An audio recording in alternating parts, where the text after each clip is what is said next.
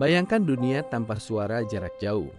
Tahun 1800-an, pesan hanya bisa dikirim lewat surat atau telegraf. Tidak ada panggilan, tidak ada halo. Dunia terasa luas dan sunyi. Orang-orang menunggu berminggu-minggu untuk kabar. Di tengah kesunyian itu, lahirlah seorang pria yang akan mengubah cara manusia berbicara selamanya. Di kota kecil Edinburgh, Skotlandia, lahir seorang anak bernama Alexander Graham Bell. Ia bukan anak biasa. Ibunya mengalami gangguan pendengaran.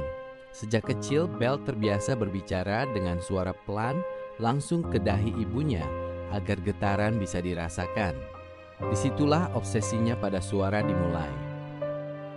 Ayah Bell adalah ahli elokusi, pakar cara berbicara dan artikulasi. Rumah mereka dipenuhi eksperimen suara. Bunyi, getaran, resonansi, semua jadi permainan harian. Bell tumbuh di antara teori dan praktik. Ia belajar bahwa suara bukan sekedar bunyi. Suara adalah getaran yang bisa dipelajari dan mungkin dikendalikan. Ketika keluarganya pindah ke Kanada, lalu Amerika, Bell membawa mimpinya. Ia mengajar anak-anak tuli di Boston. Setiap hari, ia melihat perjuangan mereka memahami dunia tanpa suara. Itu bukan sekedar pekerjaan, itu misi pribadi. Bell ingin menciptakan sesuatu yang bisa menjembatani jarak dan keterbatasan manusia. Di laboratoriumnya yang sederhana, Bell bereksperimen dengan telegraf. Ia ingin mengirim banyak sinyal sekaligus dalam satu kabel. Malam-malam panjang ia habiskan di ruangan penuh kabel kusut dan baterai. Asisten setianya, Thomas Watson, selalu di sampingnya. Mereka tidak tahu bahwa kegagalan demi kegagalan sedang menuju sejarah. Suatu hari muncul ide radikal.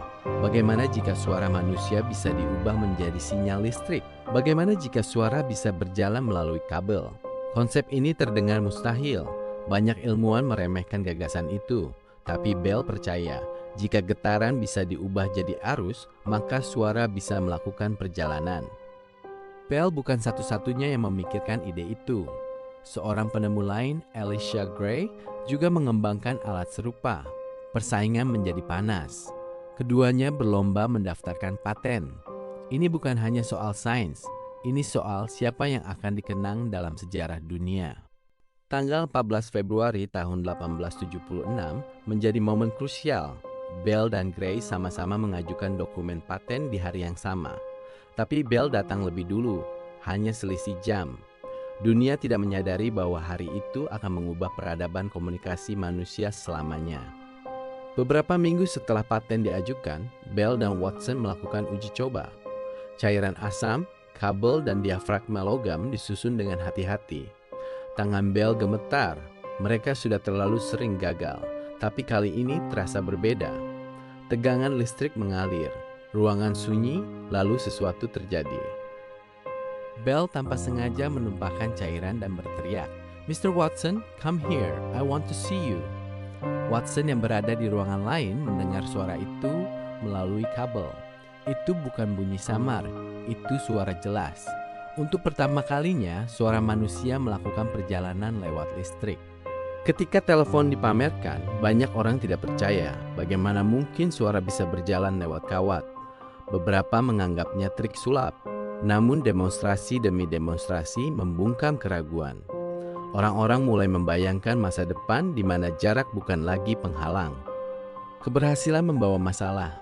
Elisha Gray dan pihak lain menggugat Bell. Tuduhan pencurian ide bermunculan. Pengadilan menjadi medan perang baru. Bertahun-tahun Bell harus membela haknya, tapi keputusan akhirnya berpihak padanya. Paten tetap di tangannya.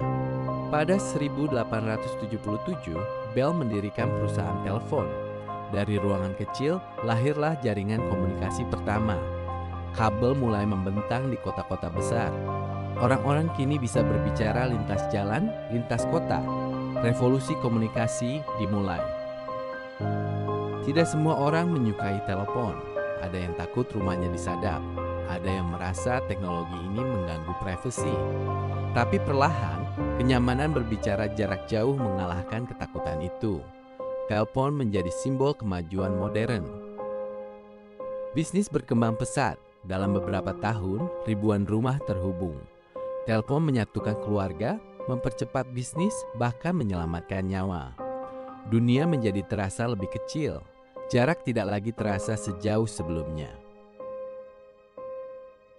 Menariknya, Bell sendiri tidak suka menggunakan telepon.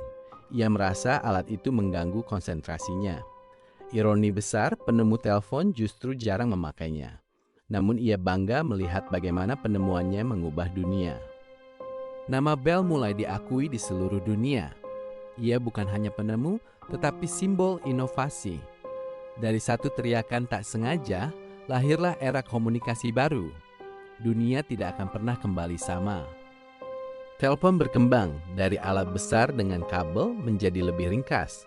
Operator manual digantikan sistem otomatis. Teknologi terus melaju. Setiap generasi memperbaiki ide awal Bell. Abad ke-20 membawa lompatan baru. Telepon menjadi nirkabel, lalu menjadi ponsel. Suara kini menembus samudra dan satelit. Semua berawal dari eksperimen sederhana dengan kabel dan cairan asam. Hari ini miliaran orang berbicara setiap detik melalui telepon dan smartphone. Video call, pesan suara, konferensi global, dunia yang dulu sunyi kini penuh percakapan. Dan semuanya dimulai dari satu pria yang percaya bahwa suara bisa berjalan melalui kawat. Jangan lupa like, comment, share, dan subscribe ya. Terima kasih.